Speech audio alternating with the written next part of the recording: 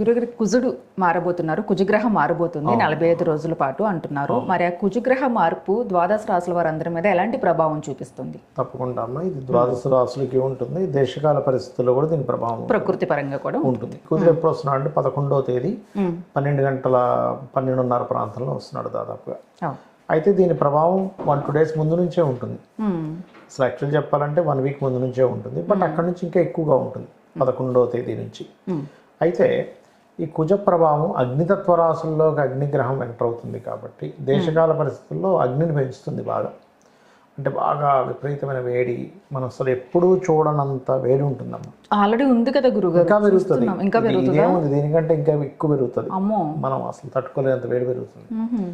అది కాకుండా కొన్ని గొడవలు జరగడం ఇవన్నీ కూడా ఇస్తుంది. అయితే మనం ద్వాదశ రాశులు చెప్పుకొని తర్వాత చెప్పుకుందాం. ధనస్సు వారికి కనుక చూసుకుంటే సంతాన యోగం ఇస్తుంది, కానీ సంతానంతో ఫ్రెండ్స్తోని ప్రేమించిన వారితో తెలియని ఘర్షణ యోగం కూడా ఉంటుంది.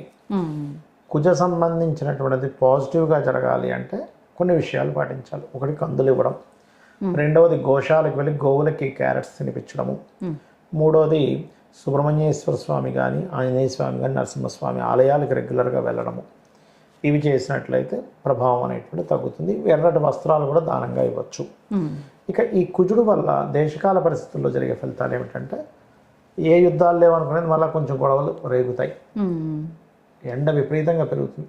ఒకవైపు ఎండ ఉండగా మనకి జూన్ నుంచి కర్కాటకంలోకి గురువు కూడా మారుతున్నాడు కాబట్టి మళ్ళీ ఒకవైపు వర్షాలు కూడా పడుతూ ఉంటాయి. ఏంటి నుండి మళ్ళీ ఇంత వర్షం పడ్డం ఏంటి? కానీ ఎప్పుడూ రికార్డు స్థాయి, అసలు ఎప్పుడూ చూడలేదు, 100 ఏళ్ళగా ఇంత ఎండ మనం ఎప్పుడూ చూడలేదు అన్నంతగా వస్తుంది. ఆల్రెడీ అలానే ఉంది గురుగారు. ఇంకా ఎక్కువ ఉంటుందమ్మా, కుజ ఎంటర్ అయితే ఇంకా ఎక్కువ ఉంటుంది. సో ఆ రకంగా ఉంటుంది. అండ్ అలాగే మరొక విషయం ఏంటంటే ఈ కుజ ప్రభావం వల్ల కొంచెం ఎండలోకి ఎక్కువగా వెళ్ళకపోవడమే మంచిది. ఎందుకంటే స్ట్రోక్ అంటారు చూసారు, బ్రెయిన్ హార్ట్ స్ట్రోక్ అనే కాదు, మామూలుగా మనకి సన్ స్ట్రోక్ అంటూ ఉంటారు. ఈ సన్ స్ట్రోక్ తగలడానికి ఎక్కువ ఛాన్స్ ఉంటుంది. అయితే 11 నుంచి 14-15 తేదీ వరకు రవికుజులు కలిసి ఉంటున్నారు.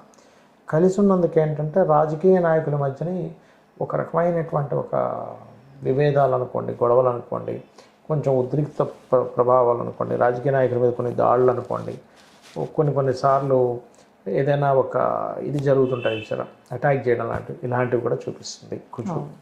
ఇది 11కు ముందు నుంచే కూడా చూపిస్తుంది చెప్పాలంటే. అగ్రెసివ్ ప్లానెట్ కాబట్టి కొంచెం జాగ్రత్తగా ఉండాలి. పరిహారాలు చెప్పారు ద్వాదశ రాశి వారందరికీ. ఇంకా డెప్త్గా ఏమైనా తెలుసుకోవాలంటే వ్యక్తిగత జాతకం ఒక్కసారి చెక్ చేయించుకోవాలి కదా గురుగారు? సరిపోతుంది. ఓకే గురుగారు, నమస్తే. శ్రీమాత్రే నమః.